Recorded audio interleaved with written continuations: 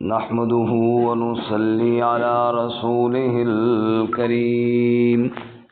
أما بعد فأعوذ بالله من الشيطان الرجيم بسم الله الرحمن الرحيم وَلَقَدْ خَلَقْنَا الْإِنسَانَ وَنَعْلَمُ مَا تُوَسْوِسُ بِهِ نَفْسُهُ وَنَحْنُ أَقْرَبُ إِلَيْهِ مِنْ حَبْلِ الْوَرِيدِ إِذْ يَتَلَقَّى الْمُتَلَقِّيَانِ عَنِ الْيَمِينِ وَعَنِ الشِّمَالِ قَعِيدٌ مَا يَلْفِظُ مِنْ قَوْلٍ إِلَّا لَدَيْهِ رَقِيبٌ عَتِيدٌ وَجَاءَتْ سَكْرَةُ الْمَوْتِ بِالْحَقِّ ذَلِكَ مَا كُنْتَ مِنْهُ تَحِيدُ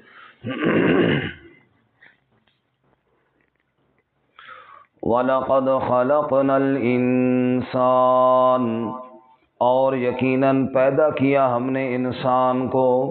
وَنَعْلَمُ مَا تُوَسْوِسُ بِهِ نَفْسُهُ اور ہم جانتے ہیں جو خیالات پیدا ہوتے ہیں اس کے دل میں وَنَحْنُ أَقْرَبُ إِلَيْهِ مِنْ حَبْلِ الْوَرِيدِ اور ہم زیادہ قریب ہیں اس کی طرف اس کی شہرگ سے اِذْ يَتَلَقَّى الْمُتَلَقِّيَانِ عَنِ الْيَمِينِ وَعَنِ الشِّمَالِ قَعِيدٌ جب لیتے ہیں دو لینے والے یعنی لکھتے ہیں دو لکھنے والے دائیں جانب اور بائیں جانب سے بیٹھے ہوئے ما يلفظ من قول الا لديه رقیب عتید نہیں کوئی لفظ نکالتا مگر اس کے پاس نگران تیار ہوتا ہے وجاءت سکرۃ الموت بالحق اور آ جائیں گی موت کی بے ہوشی حق کے ساتھ ذالک ما کنت منہ تحید یہ وہ ہے جس سے تو بھاگتا تھا سبحان ربک رب العزت عما یصفون وسلام علی المرسلین والحمد للہ رب العالمین اللہم صل علی محمد وعلی آل محمد كما صليت على إبراهيم وعلى آل إبراهيم إنك حميد مجيد اللهم بارك على محمد وعلى آل محمد كما باركت على إبراهيم وعلى آل إبراهيم إنك حميد مجيد معزز سامعین سورہ قاف کا دوسرا رکوع آیت نمبر 16 سے لے کر 19 تک تلاوت کی ہیں اللہ رب العزت ان کے مطابق صحیح بیان کی توفیق عطا فرمائے اور ہمیں قرآن و سنت پر عمل کرنے کی توفیق عطا فرمائے چونکہ اس سورہ مبارکہ کا موضوع قیامت ہے اور گزشتہ سبق میں ہم نے پڑھا کہ اللہ رب العزت نے منکرین قیامت کو گزشتہ قوموں کے حالات کی طرف اشارہ کر کے ڈرایا اور سمجھایا کہ تم سے پہلے قوم نوح کنویں والے قوم سمود قوم عاد قوم فرعون قوم لوط قوم شعیب اور قوم تبع کس طرح تباہ و برباد ہوئیں تم بھی ان کے حالات کو سامنے رکھو اور اللہ کے عذاب سے ڈرو اور آج کے سبق میں اللہ تعالیٰ نے تخویف کے طور پر ڈرانے کے طور پر انسان کو بتایا کہ ایک تو اللہ کی ذات سے تو چھپ نہیں سکتا اور دوسرا مزید یہ کہ اللہ کے فرشتے جن کو کرامن کاتبین کہتے ہیں وہ تیرے دائیں بائیں تیرے ایک ایک بات کو نوٹ کر رہے ہیں اور پھر ایک وقت آئے گا تو جتنی مرضی کوشش کر موت آ کر تجھے ضرور دبوچ لے گی موت کی آغوش میں تو نے جانا ہے اور جتنی مرضی کوشش کر لے موت سے بھاگ نہیں سکتا۔ اللہ ہم سب کو موت ایمان والی نصیب فرمائے۔ چنانچہ ارشاد فرمایا کہ اے انسان تجھے یہ پتہ ہونا چاہیے تیرے اعمال تو اپنی جگہ پر ہیں، تیرا رب تو تیرے دل کے خیالات سے بھی واقف ہے۔ فرمایا وَلَقَدْ خَلَقْنَا الْإِنسَانَ، اور یقیناً ہم نے پیدا کیا انسان کو، اس کے دل و دماغ کا خالق بھی اللہ، جیسے اس کے باقی اعضاء کا خالق اللہ ہے۔ جو جو عضو اس کا اللہ نے بنایا ہے، اس میں جو جو چیز چھپی ہوئی ہے اس کو جاننے والا بھی کون ہے؟ وَلَقَدْ خَلَقْنَا الْإِنسَانَ، اور یقیناً ہم نے انسان کو پیدا کیا۔ یہ تو ہماری قدرت ہوئی، اور علم کیا ہے؟ فرمایا وَنَعْلَمُ مَا تُوَسْوِسُ بِهِ نَفْسُهُ، ہم جانتے ہیں جو اس کے دل میں وسواس پیدا ہوتے ہیں، جو اس کے دل میں خیالات پیدا ہوتے ہیں، جو اس کی دل کی دھڑکنیں ہیں، جو اس کے دل کے راز ہیں۔ کوئی جانے یا نہ جانے، رب تو ضرور جانتا ہے۔ اور سورۃ طٰہٰ میں جو اللہ نے بات فرمائی وہ اور عجیب ہے۔ وہاں اللہ فرماتے ہیں یعلم السر واخفی، ہم تمہارے راز بھی جانتے ہیں جو تم نے کسی کو نہیں بتائے، اپنے ہی دل میں چھپا کر رکھے ہیں، ان رازوں کو بھی تمہارا اللہ جانتا ہے۔ وَأَخْفَى، اور ان رازوں سے بڑھ کر جو مخفی چیز ہے اس کو بھی اللہ جانتا ہے۔ سوال پیدا ہوتا ہے یا اللہ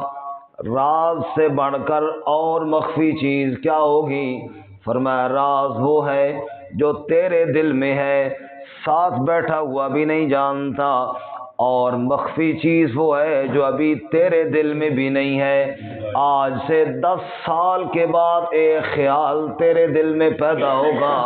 تیرا اللہ آج اس خیال کو جانتا ہے۔ سبحان اللہ۔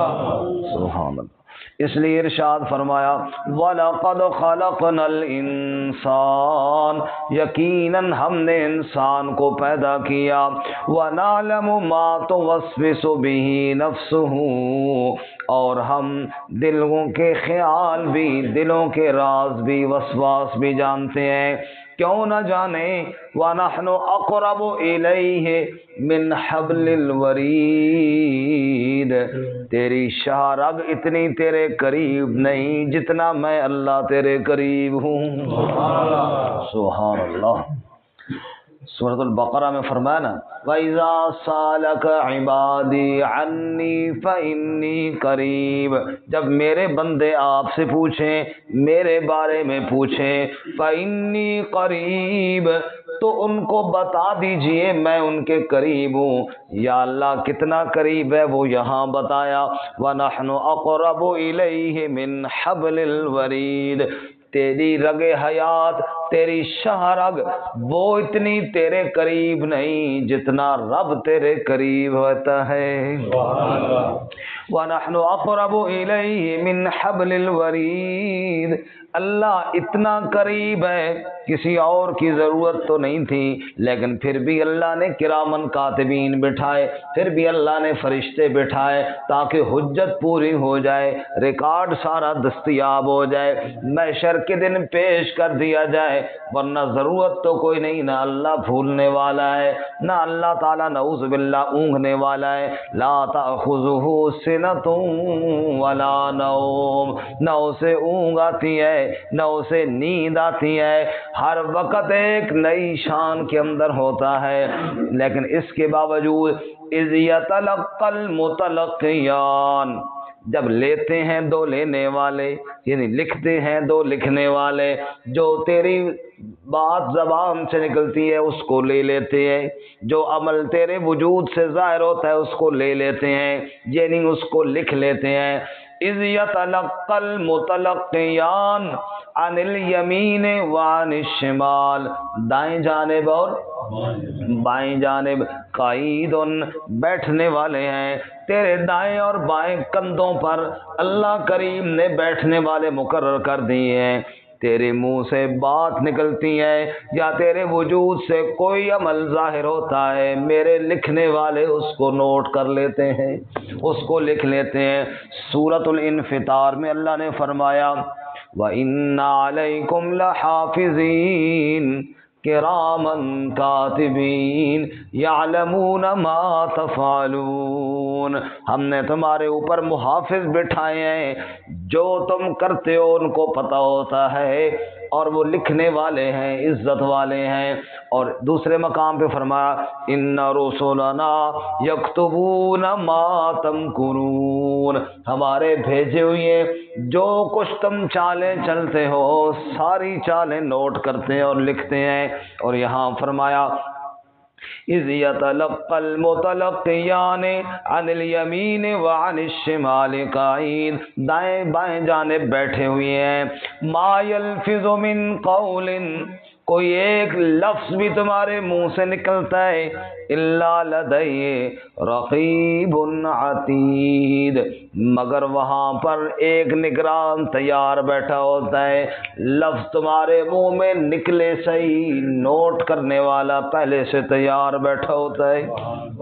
لوگوں تمہاری ایک ایک چیز کو نوٹ کیا جا رہا ہے، مت سمجھو، مت خیال کرو کہ کسی کو پتہ نہیں چل رہا، اور یہ اعمال نامہ کھول کر تیرے ہاتھ میں پکڑایا جائے گا۔ اور 15ویں پارے میں کیا فرمایا؟ محشر کو کہا جائے گا اقرأ کتابک، پڑھ اپنی کتاب کو، کفا بنفسک الیوم علیک حسیبا، کوئی اور گواہی دے نہ دے، پڑھتا جا اور خود سوچ کہ تو نے کیا کیا تھا دنیا میں۔ جو ہی بندہ پڑھے گا تو بے ساختہ بول اٹھے گا ما لہذا الکتاب، یہ کیسی کتاب دے دی گئی، یہ کیسا دفتر اعمال نامہ کا کھول دیا گیا، لا یغادر صغیرۃ ولا کبیرہ، نہ صغیرہ اس نے چھوڑا نہ کبیرہ اس نے چھوڑا، چھوٹا بڑا ہر ایک گناہ اس کے اندر درج ہے۔ اللہ کہتے ہیں صرف گناہ درج نہیں ہوگا، وَوَجَدُوا مَا عَمِلُوا حَاضِرًا،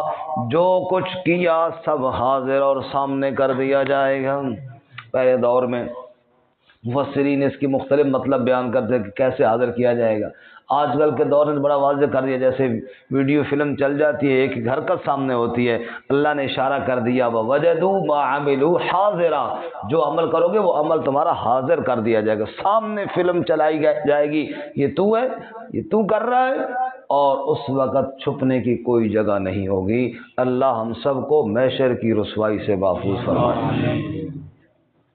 جو بندہ توبہ کر لیتا ہے پھر اللہ اس کے گناہوں کو مٹا دیتے ہیں، فرشتوں کو نام اعمال سے بھی خالی کرا دیتے ہیں، وہ ویڈیو ڈیلیٹ کر دی جاتی ہے۔ اللہ تعالی ہم سب کو سچی توبہ کی توفیق عطا فرمائے،